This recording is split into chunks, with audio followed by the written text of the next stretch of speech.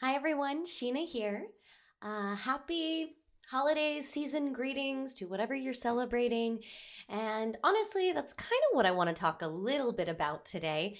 I don't have a specific focus, but I did just want to get on here and talk before December's over. I wanted to talk about a few things that have just been on my heart lately, and I'm just feeling tapped into our collective and how we manage these sort of older style celebrations in a new way of being. And I don't think we talk about that enough, which is the whole reason I ever do any of these, because I don't think we talk about things enough. So um, I would really like to talk about that today. I want to talk about how, especially, and I think the millennial generation and the generations to come, and the generations after the millennial generation, I think that we have a different style of being, and when we are asked to be engaged with our families and our families' friends and in that world, and we're pushed together, we don't always know how to interact and engage and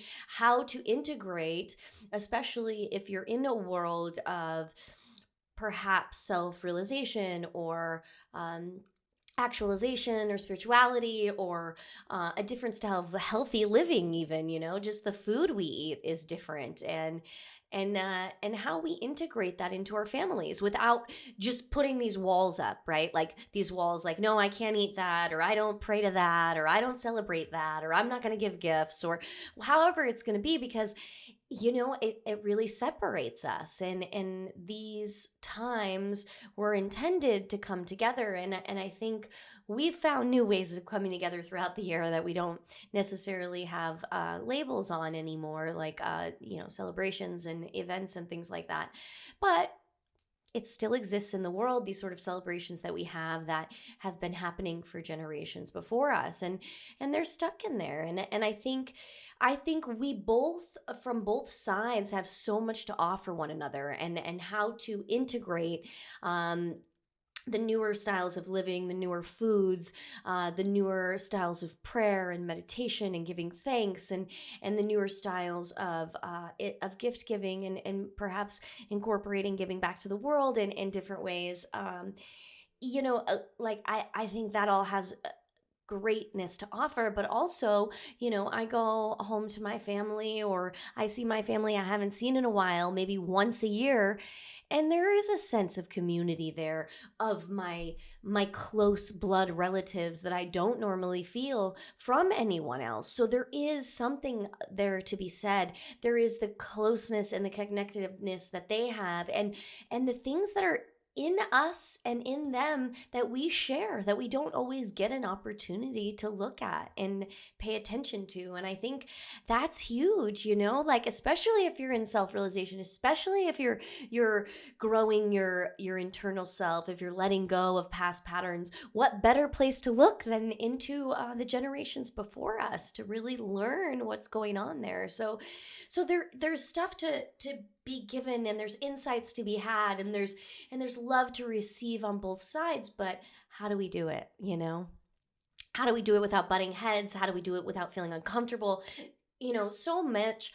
I see commercials, or I see, or even in yoga classes, someone will sit up there and they'll say, oh yeah, it's the holidays, like, let's work out to, or let's meditate to, or let's work off the, this stress, or let's do this so that we don't gain this weight from this food. And, like, I don't always subscribe to that. It doesn't always resonate with me, because it's like every day I live how I live, and I try to do that consistently, day in and day out, whether it's I'm celebrating a holiday, or if I'm with a birthday, or if I'm on a fast, like, it doesn't really matter to me. I'm trying to kind of maintain the certain person all the time. And I think that's where the holiday stress comes in, right? Like, and there's money, there's spending money in a different way. There's hosting people. There's, being around people that we don't get along with, that's stressful. And there's children, and then there's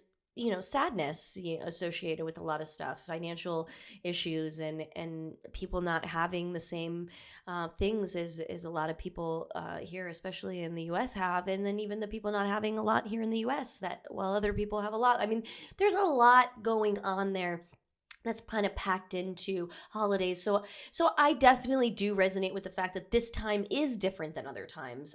It isn't fully integrated. We haven't fully figured out how to manage this time. So there is something here, right? So that's kind of what I'm talking about. This sort of holiday spirited season that also comes with stress and other things that really shouldn't be, because it really should be about community and sharing and giving and positivity, but it isn't always. So I don't say it like that, but I am talking about that when I talk, especially today.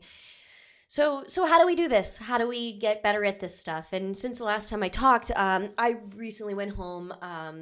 Unfortunately, my grandmother passed on my father's side. Bless her heart. She was an amazing human, and she did so much good for the family and the friends and everyone that she was around. And I went back to Chicago to sit through that memorial, and God, so many insights came, and I would be honest, I was kind of a little bit kicking and screaming because I had some important things back home that were a little hard to leave behind, that required a little extra of me to make the push to go out there. And once I did, and I accepted the experience, I mean, I was so happy to be out there, and I hadn't seen that family in 3 years, and just connecting with them and my newer insights and my in my newer place of being. I mean, I felt so much, and I got to listen to people talk about my grandmother, and I got to recognize parts of my grandmother that I think are in me, and that really made me feel good and empowered, and made me realize that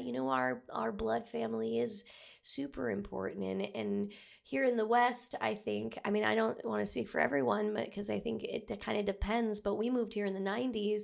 We separated from my dad's side of the family, and we don't have as close of a family. I'm not as family oriented. And then you throw yoga into the mix, and we don't, I don't know, us yogis kind of have a special way of being. And I guess sometimes, and it's not just yogis, it's artists, it's creatives, it's anybody who's felt like the black sheep in their life. We don't always feel like we fit into the family norm, and whatever that is, because ultimately that is changing too now. And I keep reminding myself of that. There really isn't a norm. It is all different. We are so spread out. We are so diverse. We already have new ways of being amongst us. But there is still some feeling there. And I know that my friends have expressed it to me. I know my loved ones. I know how I feel, some of my family members. And so it is a weird time. But I think to kind of neutralize it a little bit, to really open up the floor and to talk about it more. And I invite you to comment below. I don't know, send me a voice recording or something. Like, let's talk a little bit more about this stuff. Like I do, like, what are your experiences? What are your ways of integrating more into family without just totally blocking it off? And that leads me to like another subject that I definitely want to talk on, and I'll make a point to do this, but that I don't subscribe to what a lot of the sort of spiritual community or some of the self-realization sort of community talk about when they say that you just turn the other way when something doesn't vibe with you. I totally disagree with that. I think there's a whole thing where it's like, you vibe with only your tribe, or, turn away from things you don't vibe with, or I don't know what the saying is because it's not coming to me right now, but I disagree with that. I don't think that's true. I think adversity and resiliency and intolerance is built during those sort of adverse challenges. And the truth is that it isn't all this light bubble. That's sort of an ideal that we work towards, but amidst the way, there is challenges. And I prefer to be a warrior through those challenges as opposed to turn my head every time I feel a challenge. So in this holiday talk and this family dynamic thing, I lean into it more than ever. And it's like, how can I respond better? How can I wait to react? How can I listen to somebody else's opinion that doesn't make sense to me? How can I listen to someone who doesn't understand me, put me down, and feel confident enough to not react? I mean, seriously, how can I do that?